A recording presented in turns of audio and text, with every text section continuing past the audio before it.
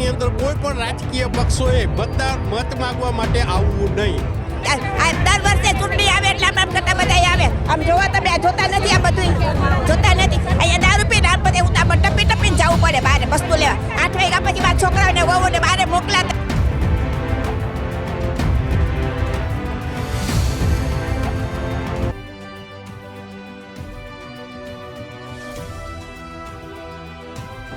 રાજકોટમાં ચૂંટણીનો બહિષ્કારનો ગુંજતો સૂર જોવા મળી રહ્યો છે. કામ નહીં તો હોટ નહીંના બેનરો લાગ્યા છે. વોર્ડ નંબર 1 માં વૃષભ વાટિકા સોસાયટીના રહીશોમાં રોષ અને રાજકીય પક્ષોના પ્રવેશ પર પ્રતિબંધ જોવા મળી રહ્યો છે. દારૂબંધીના લીરેલીરા સોસાયટી પાસે જ દેશી દારૂ વેચાતો હોવાનો સ્થાનિક લોકોનો ગંભીર આક્ષેપ જોવા મળી રહ્યો છે. રાજકોટમાં સ્થાનિક પ્રશ્નોને લઈને જનતા હવે જાગૃત બની છે અને નેતાઓના સામે મોરચો માંડ્યો છે.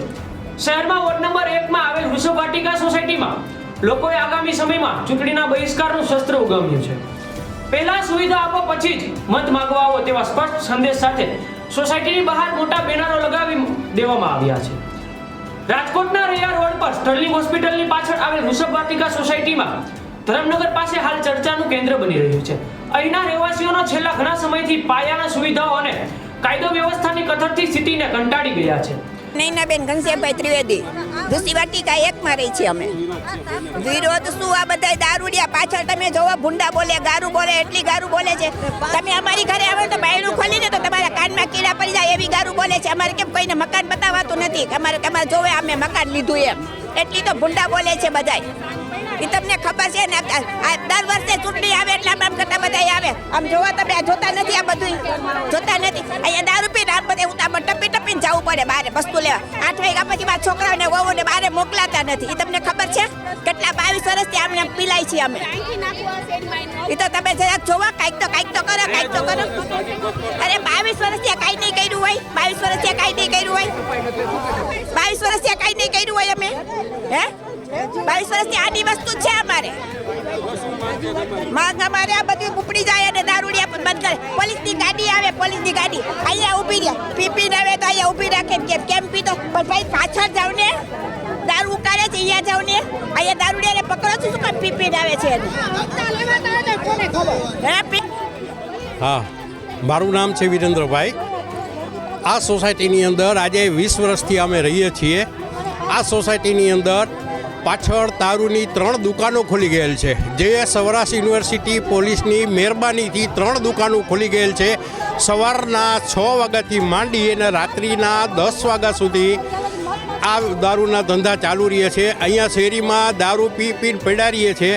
બેનું દીકરીઓને નીકળવું હોય તો પણ વિચાર કરવો પડે છે. રાતના 9 વાગ્યા પછી અહીંની દુકાને કોઈ પણ વસ્તુ લેવા જ આવી હોય તો જુવાન દીકરીને મોકલવી મુશ્કેલ છે. જેથી અમારી એ અરજ છે કે તાત્કાલિક ધોરણે આ દારૂના ધંધા બંધ કરાવવા અને આ રસ્તો જે બંધ છે એ હાલ ખોલવા માટેનો જે રસ્તો બનાવેલો છે છતાં પણ કચરાઓ નાખી અને રસ્તો બંધ કરી દીધેલ છે. દારૂવાળાના રસ્તા અત્યારે અહીંયા ડમ્પર મારી અને ખુલ્લો કરવામાં આવેલ છે.